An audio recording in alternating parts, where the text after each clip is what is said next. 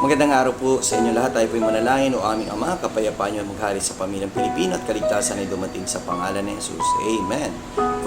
First Timothy chapter 2 and verse 2, for kings and for all that are in authority, that we may lead a quiet and peaceable life in all godliness and honesty. Well, ang panalangin po ay napakaganda para sa lahat ng namumuno, maging to sa hari, sa mga otoridad, na pinangungunahan tayo ng salita ng Diyos, pinangungunahan tayo ng paglapit sa Diyos, nagabayan tayo sa araw na ito, na tayo maging payapa, tayo ay maging daluyan ng pagpapalang espiritual sa bawat tao, makapagbahagi rin naman tayo ng mga aral mula kay Kristo sa mga tao. Kaya nawa, ang bawat pamilyang Pilipino ay maging matatag sa araw-araw nilang pamumuhay at lumayo sa kasalanan at sumunod sa kalooban ng Diyos. See you again tomorrow sa ating strong family prayer and exhortation.